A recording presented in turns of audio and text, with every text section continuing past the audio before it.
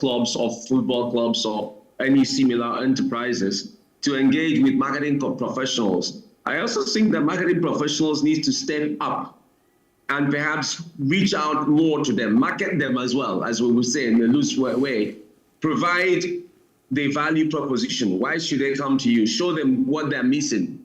If you look at the numbers we have as a country, and I think there was somewhere I read that 1% of the world's GDP should go to sports, including all of the sports. And I need to, you can correct me on that one. I read that in an old article. So when I read that article, it was about 700 billion.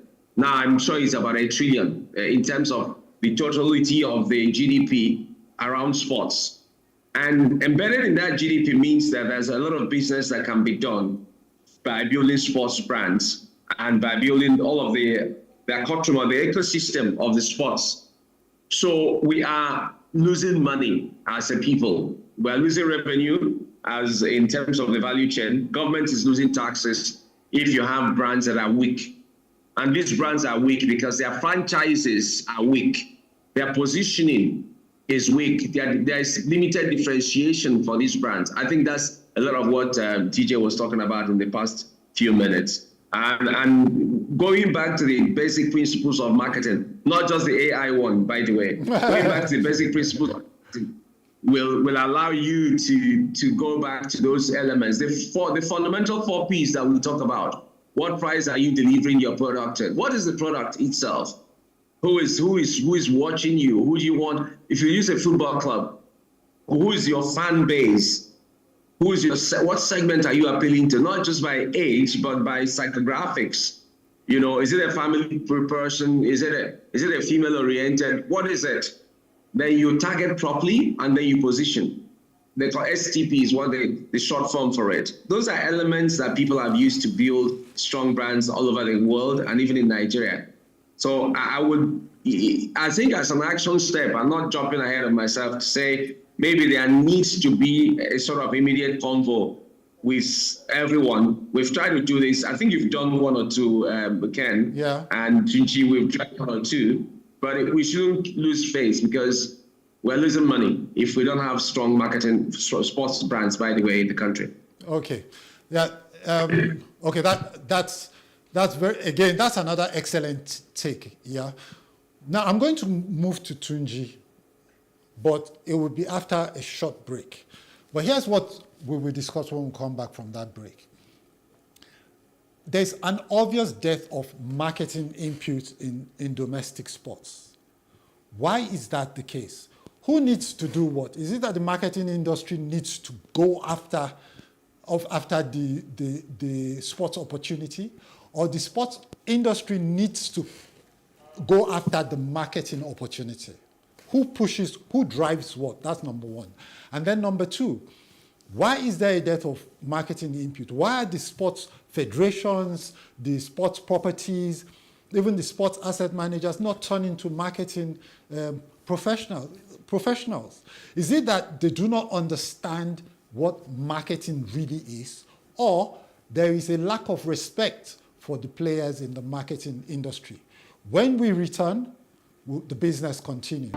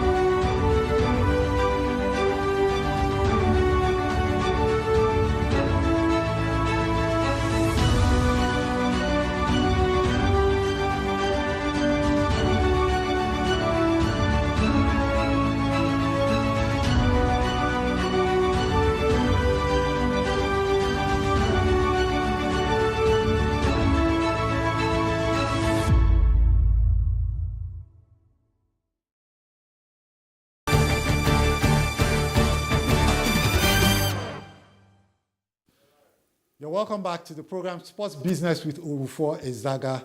And with me on the program today are 2 marketing professionals. We're talking about marketing the marketing dynamic in businesses and why it's important to domestic sports.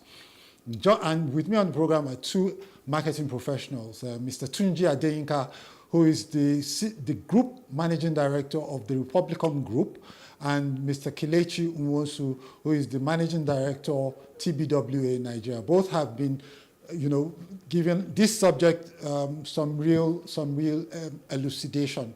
And it's turning out to be one of my favorite episodes. So let's go quickly so that I don't cheat you out of their knowledge. Yeah, sorry, Tunji, I asked a question before the break. I don't know whether you want me to repeat it or you can just go right ahead.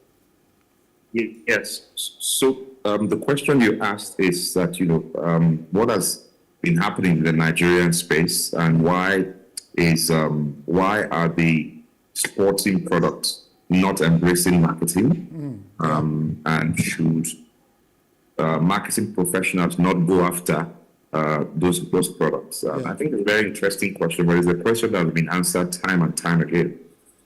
So if you start today, start to manufacture, let's call it a fizzy drink today, you set up your organization in a certain manner, and then you would have different functions. Let's not even call them departments. Let's say, so insourced or outsourced, you have different functions. You have your production facility, which will manage your factory. You have your supply chain, which delivers raw materials and then also finished products. Then you have your marketing function and your sales function. Because you know that you are building a brand for the long run. You want that brand to be well known and you want it to compete favorably against those that are already existing.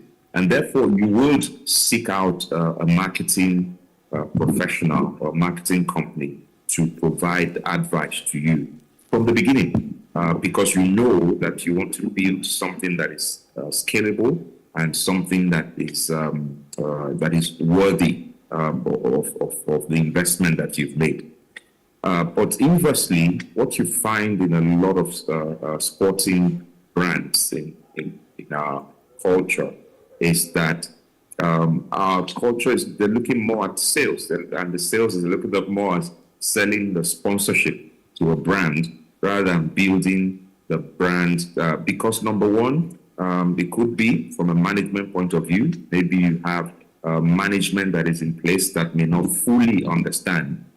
In terms of engagement with owners or managers of clubs, that has happened since time immemorial. So many engagements have happened, but it's very clear that the managers are looking at the short term, because what they tell you is they don't have money to invest in marketing. And I say, you can, if you have malaria or you have an ailment, you can decide, you have to cure that malaria. So you have to decide if you want to go to the chemist or you want to go to a doctor. Your choice is going to have some implications. So maybe you went to the doctor and they checked and they say, well, this is not malaria, it's actually typhoid. You have some malaria parasites and you have typhoid, and this is what you need to do. Then the drugs might be different. But you rush to the pharmacy and you buy the classic malaria drugs and you come back, and then 2 months later you go back again because that parasite is still there. So first is that it seems that our administrators are looking at short term. So first is a lack of clear understanding. Two is also that a lot of us as administrators do not really have a stake in the long-term essence of the organizations that we run. A lot of the clubs, as you know, are owned by state governments, and the officials are shipped in and shipped out depending on who wins an election. So there's no incentive for anybody to be building a long-term brand for anybody, because it's just about my administration and what I do. You've seen how AIMBA has gone up and down, depending on the governor that is there and depending on the administrator that is there. So that is one very important question. When you form a company and you're selling a product, you have a long-term view. You're not looking at 2 years or 3 years, and you're not looking at something that is, you are looking at scale and you're looking at something that is long-term. So that is one of the biggest problems that we have, the management and the ownership of the clubs.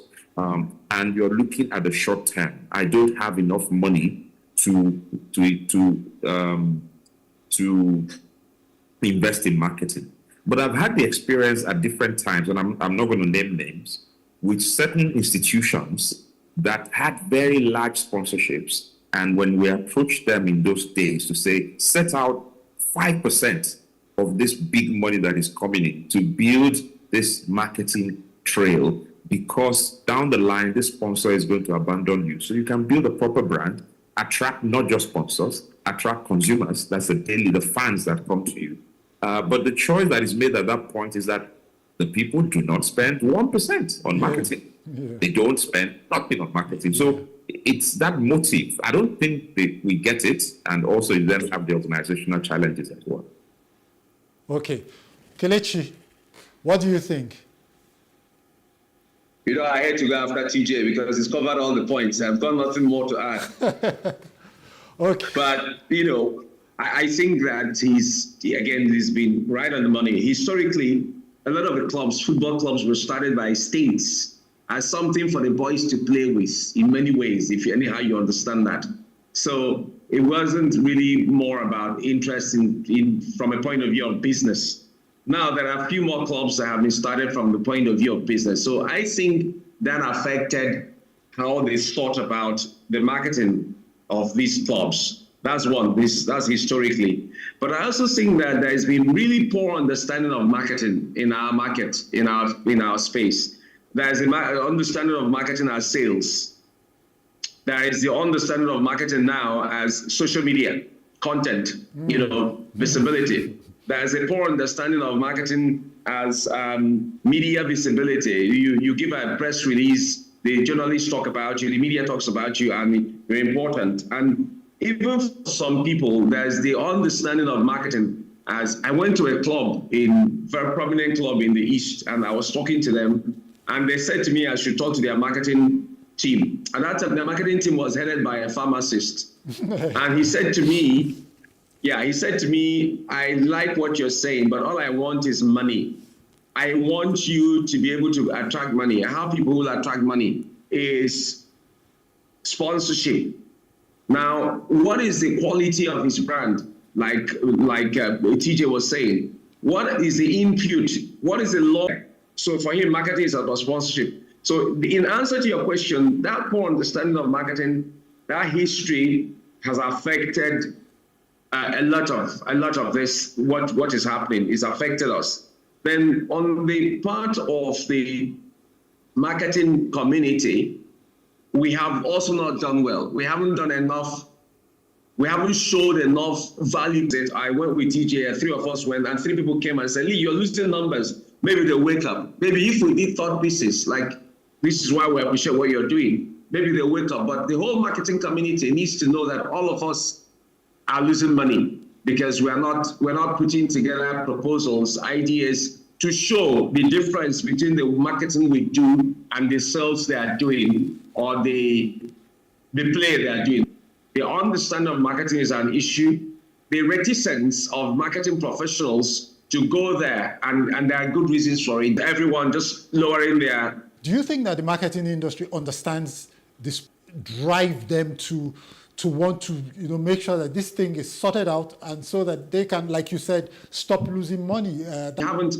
Well, our sports industry, again, is not that developed, but many of us have not invested in learning more about it. There are a few, the TJs and a couple of other people, but I can say a lot more about sports marketing, the way it's done in very of the developed sports markets. We don't have enough people who are pushing it, but a lot of us are seeing it. Or maybe we're just occupied with lower hanging fruits, but I don't think the marketing industry has put in enough effort into it. A lot of the things you hear about marketing sports clubs is not coming from marketing professionals, and enough of it is not coming. A lot of it is not coming from marketing professionals. It's coming from people who might be perhaps a little bit more tangential to the marketing industry. But the real marketing movers and shakers, the people who are doing work, a lot of us are not involved in sports marketing. Tunji, what do you Yeah, think? so I agree with Kelechi, but if you take a segue and look at pharmaceutical industry, in certain developed markets, you have specialized marketing agencies that are branded and clearly specialized for pharmaceuticals.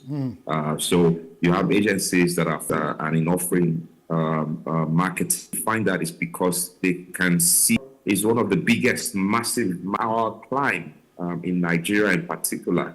You find that that is not the case because a lot from the money in a sponsor and the brand is looking to get value from their partnership, which is what a lot of us do. And a lot management to the level of interest is not matched at all on that side. So it's always going to be difficult until you find one or two case studies where people are doing it right and where you're seeing the enhancement in terms of brand value and long-term sustainability of those clubs. Okay, so this episode of the program is actually directed at, right? Sporting Lagos, Ikorodu City, Doma United. All of these private investors who are beginning to see, instance, the government-run clubs. Ownership is no longer required. Are spending big, and they need to understand, what goes into this and the role that marketing can play in their success. So, what do you think we should do now? I mean, how do we move forward from here, Kelechi?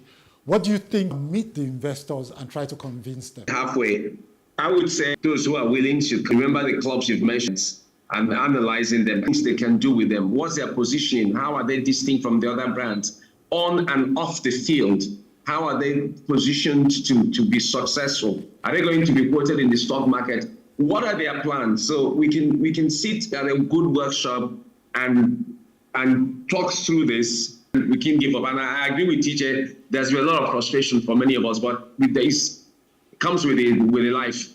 But if we get to sports agencies haven't specialized in Nigeria because we haven't seen the size of the market is still particularly small. Yeah. And I dare say here that one of the things that we shouldn't even forget is football. I was looking for the draft players.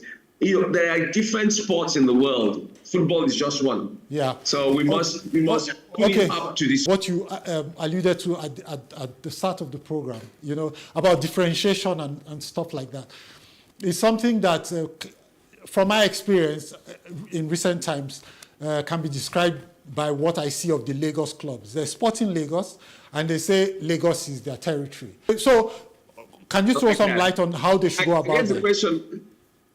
Yeah. Tunji is saying which Lagos? There are very many Lagoses. I know. Reference to, and that says what the essence of that club should. The lifestyle, the motivation, and the psychographics of that club is bigger than Lagos. It is speaking to a certain age group and lifestyle group that is represented across Nigeria. Indeed, that is one club that does not have the heritage of the old clubs, but one club that the league do more than Lagos is what do we appeal to? What do we seek to build as a brand in the long run? And how do we do that in a way that, even though we're located in Lagos, but our appeal is so Kano are fans of this club, not just gremlins in the system. What the show has been about today, and listen to their customers, because and develop products that can then become winning products that become profitable for your organization. Sports property builders asset managers, property builders, and involve marketing professionals to do what you need to do for you to be able to segment your audiences and all of that. It is a whole big thing, of which media is just a very tiny part. What I see you guys do is go for media, media experts. Now, media experts are very critical in the success of any club. Get fans, connected to your brands.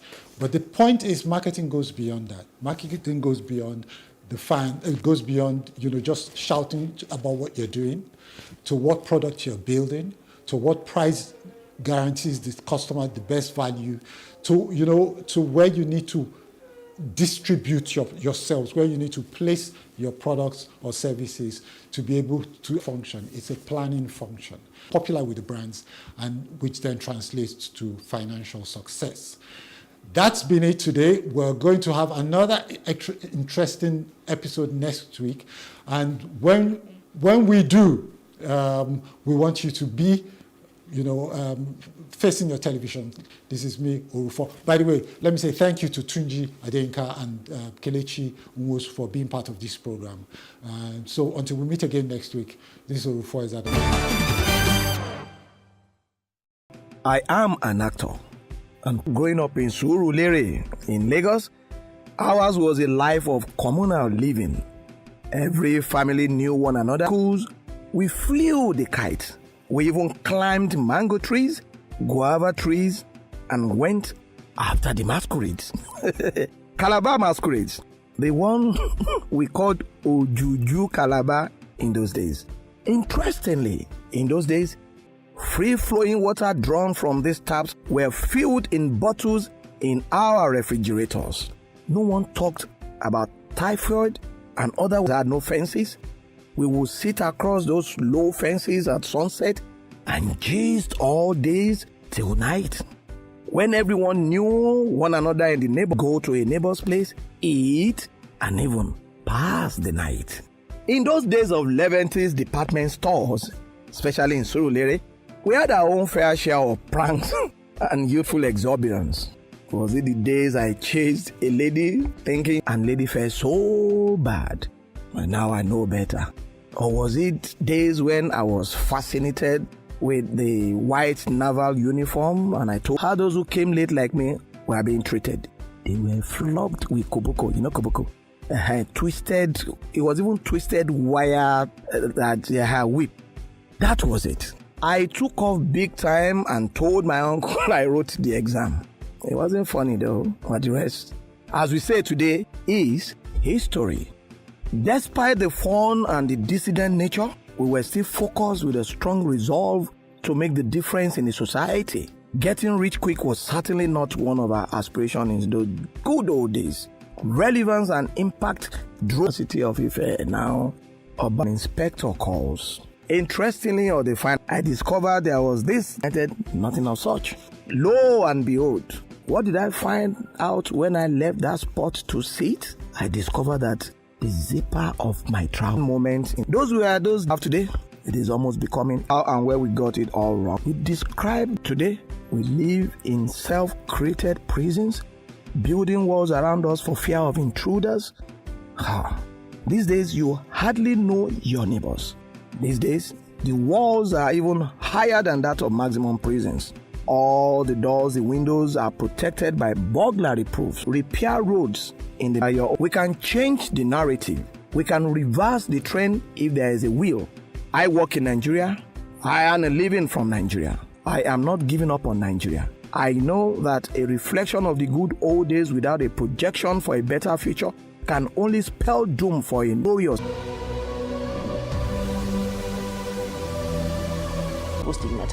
What you can see is the remaining of the tanker that exploded. The suspect equally confessed.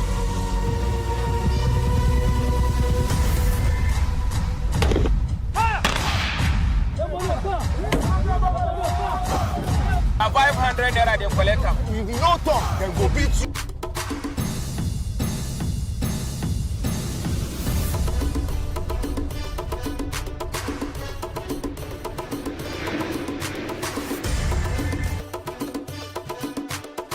Increase the reach of your events. or business services.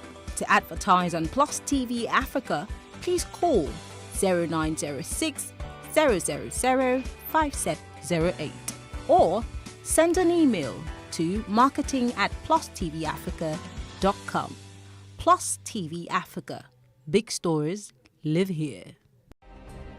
Nigeria's Niger Delta region, from where the black gold fuels Africa's largest economy, where the lines between wealth and poverty has never been thinner. Conflicts, poverty, insecurity, and environmental challenges daily confront the region.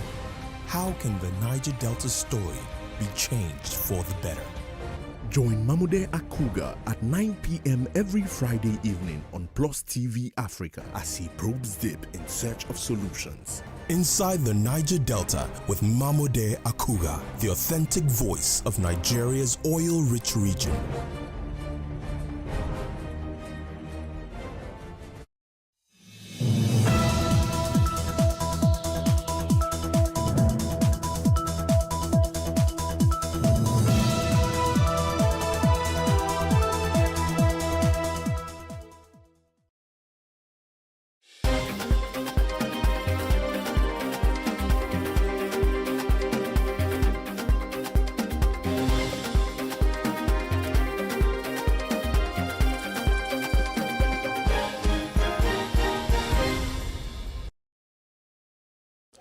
Hello and welcome. I'm Emmanuel Olubobukun and this is a news update.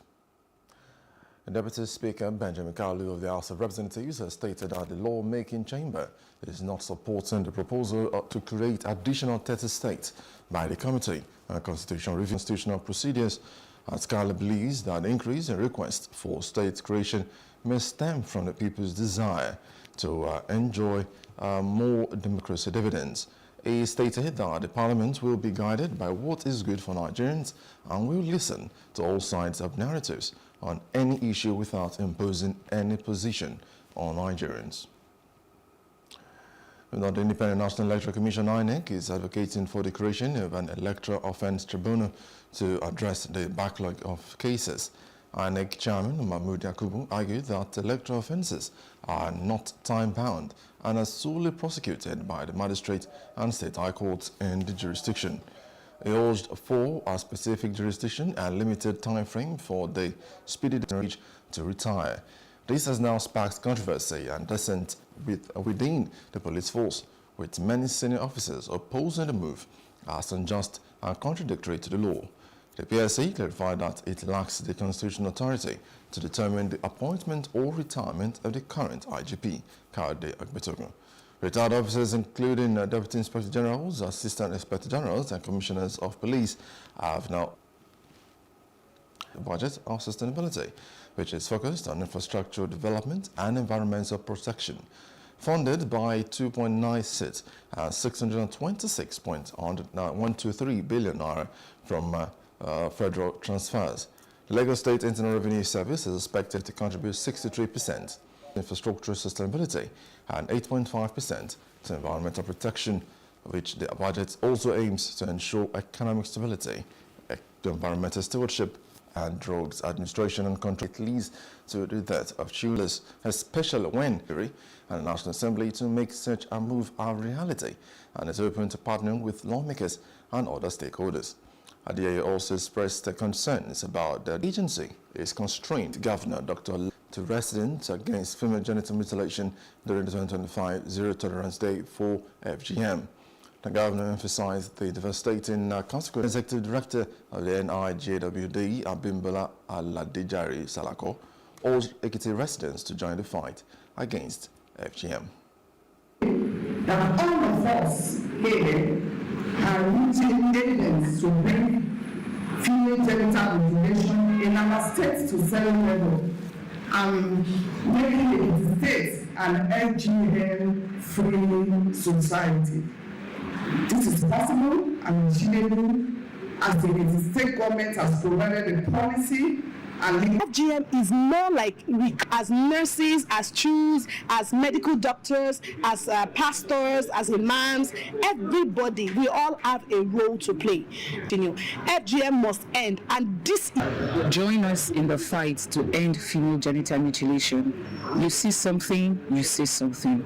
Stop cutting our girls. They are not fabrics. The Government Affairs, Kabiru Turaki, has now been granted bail in the sum of ₦1 million following an arraignment on allegations of forced marriage, adultery, and other related offences. Turaki pleaded not guilty to the first information report, which was based on a petition dated August 9, 2024, and prosecuted by the Deputy Inspector General of Police, Abuja.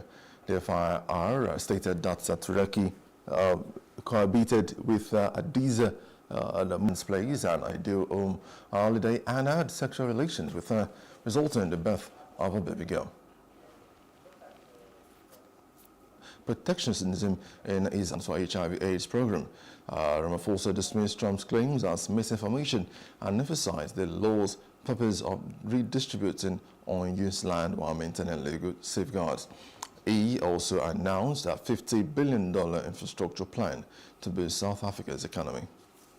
Petitioned by the United States, African countries for about 17% of our country's HIV spend. We are witnessing the rise of nationalism, protectionism, the pursuit of narrow interests, and the decline of common cause. We must now navigate. But we are not daunted to navigate our path through this world that constantly changes. We will not be deterred. We are, as South Africans, a resilient people, and we will not be bullied. Moving on, Ivory Coast President and troops from Africa. The French air camp in Portsmouth will be transferred to Ivory Coast. The French military had to leave Chad after in N'Djamena terminated the military cooperation at the end of 2025. The departure is occurring amicably with Ivorian United Situation in Goma as they called for a recruitment. Despite our ceasefire declaration by Rwanda-backed rebels, Congo's government dismissed it as false communication. Guterres is set to attend the AU Peace and Security Council Summit in Addis Ababa, where discussions on restoring... Thousands of people have been killed, including women and children, and hundreds of thousands have been forced from their homes in the eastern DRC. This is having an enormous human toll. We have countless reports of human rights abuses, including sexual and gender-based situation in and around Goma is perilous. Silence the guns. Stop the escalation. Respect the sovereignty and territorial integrity of the Democratic Republic of the Congo. Uphold international human rights law and international humanitarian law. There is no military solution.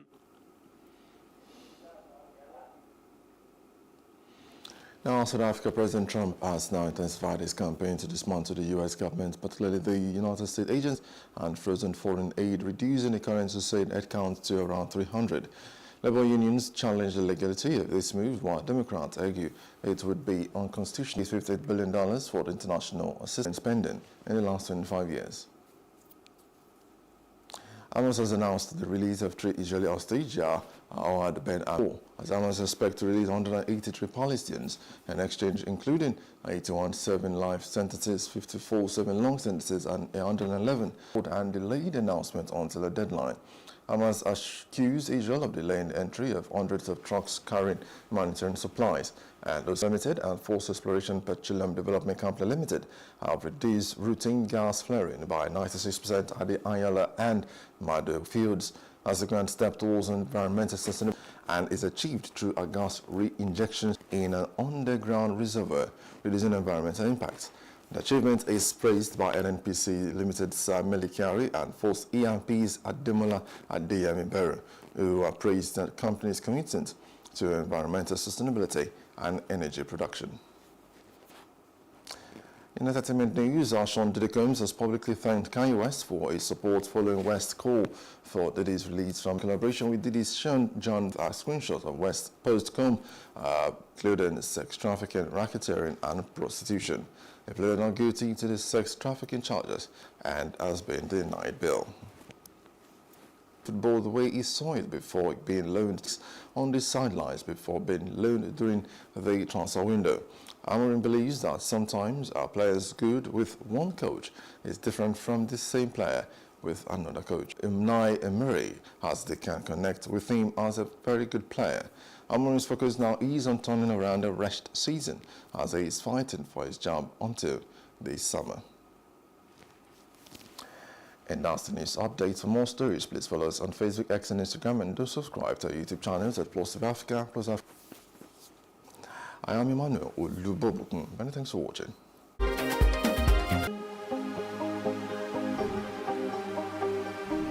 This is it. I will take you through this amazingness today.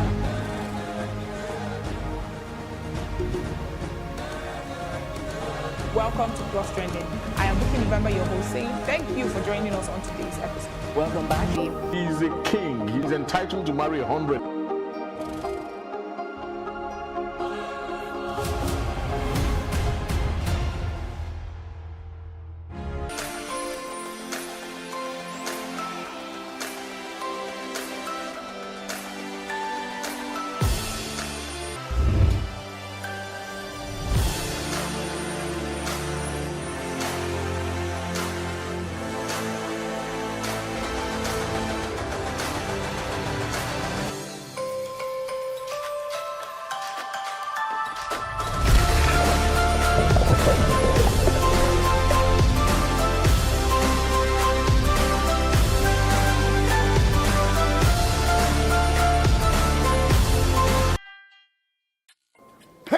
Lights, camera, fashion. As you can see, today I brought all the identity to the building. It's a Melbourne Head Conference, and of course, you are watching.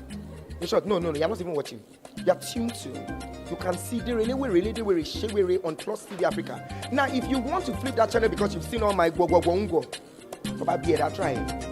See, my face will haunt you. Your TV will blow, your remote will explode. And because you're in Nigeria, your generator will Africa. We don't want that to happen. Plus TV Africa, here that.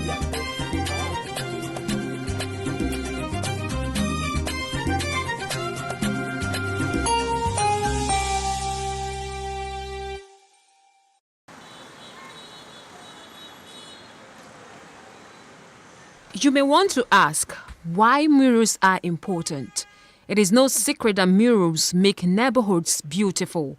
They add color to buildings have been part of Nigeria's cultural landscape for thousands of years. The term mural became popular with the Mexican muralism art movement. The transformation which took place in the history of mural art during the 1920s and 1930s was highly influenced by the government's sponsorship in Mexico.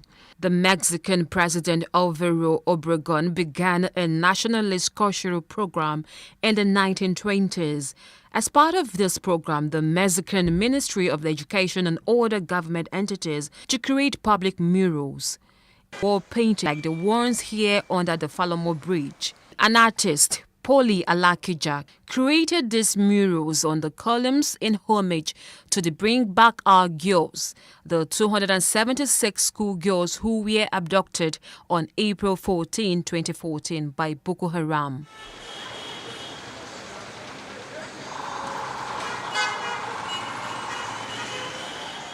We speak to an artist, Ebenezer Omole, a 34-year-old who started off as a child and has been painting for many years.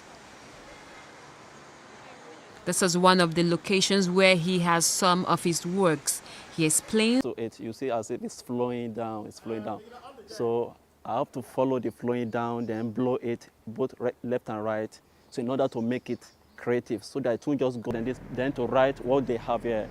Especially people here, then we have games, then we have drinks here, then we have pools, music, the restaurants. So I'm going on around there. He speaks on. Ordinary painting is just maybe changing the wall to a particular color that you like. Mural is very interesting. An artwork like this. So for your painting to come out well, so you need to add some artistic to it so that will make it more, because a lot of people in the world, they cherish artwork. Now, for example, now, this is lion. A lion represents our king, and the right is a reggae restaurant. So that's why we have most of the color here, reggae color. Abstract, photorealistic, expressionist, to name just a few. Anyone who is into painting and had a mural painting into his work will get more job than just if it is hot or holding building. When you paint it well with this mural artistic painting, it adds more value to the building, and it makes Lagos look more beautiful than normal. As a community centerpiece, the wall painting gets a new dimension as a powerful visual communication tool meant to promote the opinion of the people and transmit social and political messages towards unity. Everyone, regardless of class, education, or ethnicity. When you want more, you add. When you add, it's Plus. There's nothing better than Plus TV Africa. My name is Jimmy Black and I endorse. Across many states of Nigeria, there's water everywhere, but none to drink. The states of Kogi, Niger, Taraba, Benue, Anambra, Cross River, Delta, and Plateau have seen deadly floods over the past few weeks, and there are concerns that in the coming weeks more states may be submerged. So far, the National Emergency Management Agency, the Nigerian Meteorological Agency, NIMET, predicted higher water volumes on the Earth's surface, attributed to a shift in 4 weeks rain falling in one day, the volume of rain that's coming down because of this global warming that's causing the climate change. And it's basic physics. You warm water, it evaporates. The more heat you apply to the water, the more evaporation. Rain comes from evaporated water that's coming from various water bodies. We're applying more heat to those water bodies, the rain is there. So we're going to get far heavier rain. With rising flood levels, the level of water contamination has also increased. There are therefore concerns that isolated cases and deaths from cholera, initially reported in Kwara, Katsina, and more recently in Yobe State, as well as a UN report on cholera outbreak in the Lake Chad region, have increased the chances of a full-blown epidemic, which may overwhelm the already overstretched Nigerian public health infrastructure. That's with the funding of the health system. The funding of the health system is abysmally low, both from the federal and the state institutions. We have the ratio of 1 doctor to 5,000 or 6,000. So we are short of, for every 500 doctors, for every 1,000 doctors, we are short by 9 doctors. Like water supply, sanitary disposal. When you deal with that, you won't be discussing issues of cholera. So we have issues of cholera mainly in poor countries, so to speak, or countries who do not have the facilities or the resources to initiate long-term projects for water supply and sanitary disposals, or countries who do not put the political will to doing that. Cholera, as Prabhu would have mentioned, is in two phases. There is the role of the community, and of course there's the role of the governing body of the community, which is the government in this case. Make sure your source of water for drinking and cooking is sure and is portable. If that were not the case and you're not sure, you boil. Make sure your water is really boiled. Okay? Then number 2, hand washing technique will go a long way in saving everyone. When you come back from work or from interacting with people, before handling anything that goes into your mouth, you wash your hands. In a community where the sewage disposal is not so good, that already imposes a higher risk for that environment. But for someone who has developed, who has cholera, the first point of call again is not just being at home, it's going straight to the hospital, the healthcare facility to be attended to. Diarrhea still remains the main symptom. Due to the widening scale of the 2018 flooding, Nigeria has declared a national disaster, and so the federal government is now in charge of searching for, rescuing, rehabilitating and providing humanitarian support for flood victims. But the proactiveness of that move has been called to question. We're pricking the conscience of everybody who is in a position of leadership. Do your job right. Protect your people, because it will come back on you. The harsh impact of climate change is not just a national concern, but a global one. Just recently, Hurricane Florence caused over $16 billion in damages to homes, businesses and public infrastructure in the United States, while deadly landslide following Super Typhoon Mangkhut in the Philippines have buried many alive. While some of these disasters cannot be prevented, being acts of nature, they are not entirely beyond man's control. I'm glad you brought that up, because all we need to do that is the will and the desire to do it. And that desire to do will be born of the understanding of the absolute necessity to do it. And having flooded streets in the urban area is just the beginning of the problem. If we continue down that ridiculous road, we have to change our genealogy. We have to change our attitudes and just stop all this nonsense of polluting the environment. Ife Arono for Plus TV Africa. True Nigerians, Heroes of Our Time, a program where we celebrate Nigerians as a people and Nigeria as a country. It's uniquely different from every other TV program. Why? Because it's a celebration of Nigerians, both at home and in diaspora, who have achieved in their various fields. A celebration of patriotism, hard work, role models. It's all about Nigerians as a people and Nigeria as a country. My name is Zaki Adze. Join me every Thursday, 9 p.m. and a repeat broadcast every Sunday, 12:30 p.m. on this station to celebrate true Nigerians, heroes of our time.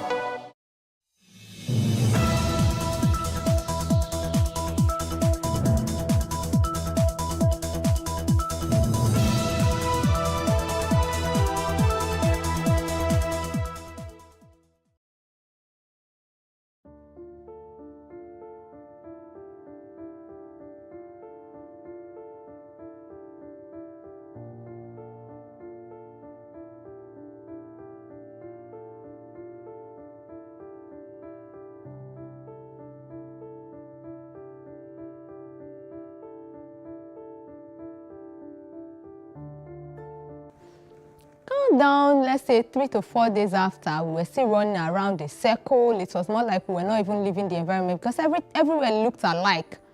So I just told my sister, even if we are going to the land of the dead, 4 days is enough for us to have gotten to where we are going. Are you sure there is no problem? Sister said, nothing, let's just endure. And then after a while, she will ask me, that thing you said is true. Even if it's land of the dead, by now we should have gotten somewhere that is close to the land of the dead that we are going to. No. And the funniest thing is, all these things was going on under a scorchy sun. Like, the sun was not friendly, very hot. There are no trees around. Everything is just blank, like you're just seeing only the soil. That sand is the only thing you're seeing. So you're not seeing anything that is going to give you hope. And then to worsen it all, you're seeing bones. If they pack and say rest, the only thing you're going to see is probably bones from animals and human beings that have died. Some people will just, maybe like people who like playing, will just put their hand like as if they are packing sand, and then the next thing is bone. They will just scream, hey, see bone, oh. Everybody will run, you know. It was just, now I'm laughing, but then it was very traumatizing, like you see weird things only. So after that, we noticed that actually we were running in a circle. So the driver explained to someone that there were security persons around, policemen, that's the Niger police. So we are not supposed to pass them except they are not there. So we have to wait until those policemen are out. And then I think after a while, those policemen started getting really close. So the drivers left us. they fled for their lives. And then where they parked us was very hot. So we sat there, we were waiting for them to come back. Those security or policemen didn't even come where we were. But then we lost someone while struggling for water. There was no water. The drivers had already left. So I think the man's heart failed. He's not a young boy. He should be like around 50 something. So I think his heart failed or something. I don't even know what to say happened to him, but he was just lying down. Nobody had a clue that the man was already dead. So when the drivers eventually came back, they found out the guy was dead. They just did their Arab or Muslim ritual.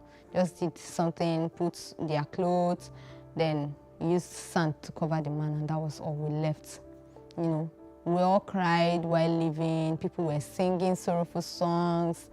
And then after a while, the police caught up with us. But that part too was traumatizing for me because the drivers left again as usual. They started running.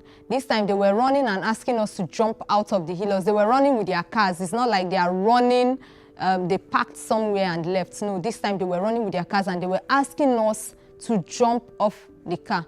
It was difficult for me to jump. I don't know, I'm slim, but I wouldn't say I'm athletic. So a lot of people were jumping out. It was hard for me. So, but at some point I jumped. I didn't sustain any injury as at then. But then when I was running, because of the nature of the place, there are thorns everywhere. The thorns kept piercing my leg and everything. No sandals. We already lost our bags in the car. I was just running alongside people. So the kind of race was, people are running towards this direction. As they are running back. People are running towards this, you join these ones. You know, everybody is trying to escape, but the security persons had already surrounded everywhere, and then with armored cars, I wouldn't have an idea if they were asked to shoot anyone, but they were shooting, kind of to threaten us to stay in one place, but people were still running, so the shooting continued, didn't stop. So while they were shooting, at some point, they are not shooting like randomly, like maybe releasing bullets often, but just once, just like that. So a lot of people were running towards a direction. I joined them. Anywhere they are running towards, I joined them, just like that. But then, so when he said they want to save us, in fact, they was filled like they want to save us. In fact, they was filled with people. And then some hillocks too had to join, write your country, write your name, write your country. Everyone, people were just writing their names and country. We did the same. So they brought us together. And then they told us, okay, they are going to take us somewhere. And then that's where we will sleep for the night and be traveling. So many people were saying, I was just looking, so many people were saying, there's hunger in my country, they are killing us in my country, there's suffering in people who were there. And then they were filming it. So majority of us had to cover our face so that we don't get captured, but some people were really vocal, like saying so many things before the man addressed us and told us that he's been to Nigeria severally. And then he's been to most of the African countries too, that we have food. A lot of us have good shelter, particularly Nigerians. He kept hammering, particularly Nigerians, there is good food in your country. I've tasted this because somewhere they put us together in a particular environment. And then a few days later, they came to tell us that we'll be leaving back to our country. So there was rumor everywhere. People were saying, I pity people that will go back to Nigeria. So that they are bringing back people, that police is waiting for them, they will arrest them because they traveled without documents. So we were all scared. Majority of us started jumping out of the fence, and then somebody brought an idea to open the gate, some kind of dubious act, which is, we're still hiding. It's not like you're leaving and you're just coming out to say, I'm going. No, you're hiding from place to place, hiding until we got to a particular house. When we left, we got to a particular, those two sisters, that guy, the four of us were complete as at then, and then two other guys joined us. So the person that owned the house back and asked who we were. So the man sold us to the driver, None of us had an idea. We just thought the man helped us. That was the idea in my head, like, God bless this man. Oh, he finally helped us out of this place. So the driver took us, proceeded to somewhere they called Nitel. That was what they told us, that place is Nitel. So they hid us in their family house at first. They told us she can't speak English, so she had to use diagram to express herself. She gave a sign of water and then a sheep on the water, and then she told us how she was working there. She was washing clothes, that's probably doing dry cleaning or something like that. I don't know what she was doing over there, but me, I just assumed and then I told my sisters, that means maybe she did house help work over there. So we had fun with them because they were nice people. I didn't figure out if they were among the people who bought us, but that's, it was a good treatment for us. So throughout the 4 days we were in their house, they treated us nicely. And then after a while, the driver came back. And then the driver told us that in a few days he will come and take us. This thing was already summing up to like 3 weeks already within the desert environment. A few days later, he came again and then he said, oh yeah, get ready. You'll be leaving this night. After a few hours, he came back in the night and then they told us, everyone to lie down inside the hillocks, and then they sealed it. So they took us from there, took us to another garage. Then that garage, they had a lot of just to stay in a particular room, don't come out till he comes back. 4 days later, he came back with food. He didn't take us out of there. After like 2 days, he came back again, came back with food. So I told my brothers that the food is not as if it's enticing. This guy has caged us here. Probably something will go wrong. Let's leave this place. So the man and then the other guy that was with him down, like 4 days, not as if the house is very enclosed. That same breeze that was even blowing in the other place was still blowing and bringing sand. Eat, don't worry, we will take you. Like, I'm not going to anywhere you want to go to. That particular place you want to go to will help you get there, but you can't go back. So I told my brother that these guys are actually saying that they want to help us go back to go to Libya, but they can't help us go to Nigeria. Guys, no headway out. I told them they are not even ready to take us to Libya. I carried my bag. And it was more like that stubbornness was actually what so. Because I was stubborn, they said, hey, if we leave you now, who knows what will happen to you? Oh yeah, let all of us keep going. They joined me. The drivers were offended. They were like, come back, come back, come back. Policemen. So we are going to Libya. You people don't have problem. I will carry you to where your brothers are, plenty. And then I figured out, okay, plenty Nigerians. I told my brother, if there is a place where a lot of people are, it's better than this place where it's just the 6 of us. So they took us from there to where a lot of Nigerians are. I met a lot of people. I felt a bit comfortable. There was no much space for the 6 of us, but we just had to like manage in that place where they kept us. And then we spent some days again there. So we were a few days, the drivers came. This driver took us, they then asked us to pay a certain amount of money.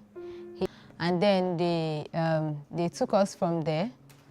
After paying that money, they took us from there. They just proceeded into Libya. We got to Saba, someone. That particular person they called came around, and the person told us that he's going to take this group somewhere. So they took that particular group. They were just taking people like in groups, in different groups. And then from that point, they took us to a particular man. The man is Igbo. So when we got to his house, the man looked at all of us, was like, the guys, this is your room. The girls, this is your room. So in that room where we were in that same room, so they were just saying, welcome on this end of the day. That she has not been able to pay her money. So when I asked her, she said 300,000. So we started getting information from the people within that if you're unable to pay your money, you stay there.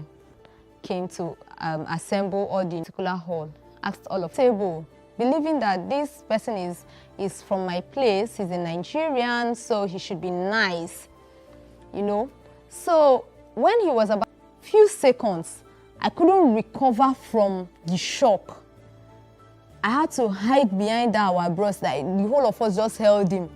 The man said, everybody, oh yeah, this way. Like he had to like scatter us so that we don't get to communicate with each other. He had big boys. In fact, those big boys, if they handle one person, I'm sure the person will not survive it. So I was shaking. And then the man said, he just wants to let us know that we are in Libya now. And that now that you are here, he's giving us just a few hours to... Someone is actually practically trying this man before.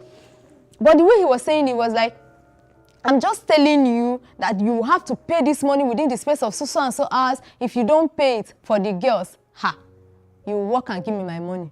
For the boys, you die here. So the thing said, okay. After a while, then my brother said, please give us your phone. You are begging in tears. If you're even asking for the phone, it's not up to like, they are not giving you to call. They are giving you to just say, I'm in Libya, please call me back. You can't use their airtime to inform whoever you are informing. Sent us to France. We were there, we were waiting. After a while, I came to call down my bros. Your people, they disturb me with call. Your people, they disturb... If they disturb me again with... was more. They don't give you room to see any guy call. He now asked someone across. So I think the person saying 250, that was where the anger came from.